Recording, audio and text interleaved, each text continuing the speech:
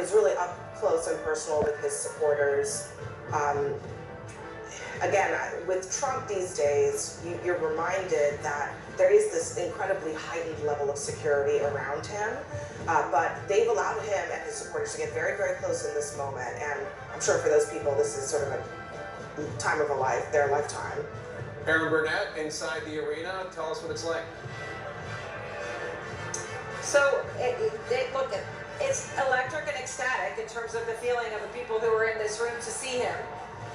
And they are watching, actually, Jake, from the side where Casey and I are sitting, you can see the president walking down, but you can also see all the people watching it on the big screen, right, who aren't exactly at the spot where he is walking down and don't have quite that same exuberance. I'm sure there's a bit of disappointment that they're not that close from what I can see, but... And you might be able to hear a little bit of that roar that just kind of went up as he's now waving to the entire crowd there with his binder.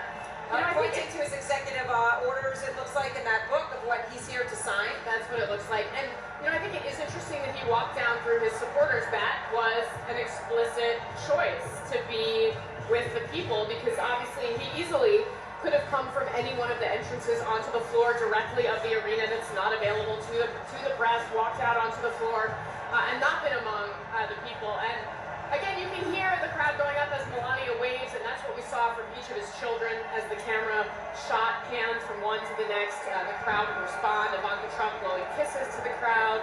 Donald Trump Jr. Making a joke of whether he or Eric got more applause. Chants of USA throughout this arena. And the president is right now standing in the middle of the dais, right next to the presidential seal. And it does seem as though perhaps those were his remarks, Aaron, because he stopped and he put the binder on the podium, and now he's walking over toward the desk where he may sign more executive orders. The desk appears to have actually a stack of folders sitting on it, presumably, and there's the pens you can see to the left, the ceremonial signing pens. That's also part of these types of rituals, because each one will then often be given to someone as a souvenir.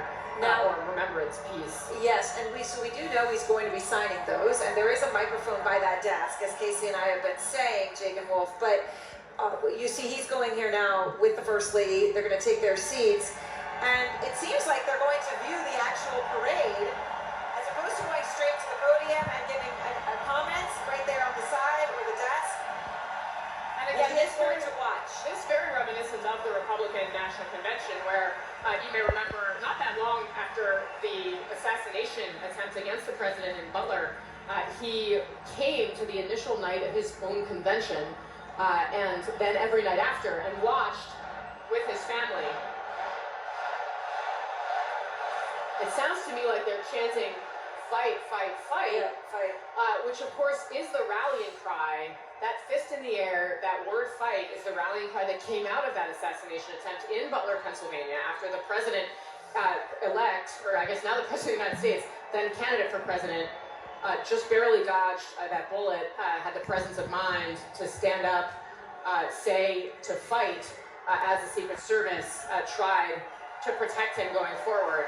It really is reminding me of that first night at the convention, that Monday night, where he came in. It was a similar, it was the first time everyone had really seen him in the wake of that difficult situation. And he's clearly trying to replicate that. There is a feeling in the room to try to capture it, and I know that so many who have covered the rallies are familiar, but an adulation. This is somebody that, people in this room, there is an adulation about this. This is an incredibly important moment for them.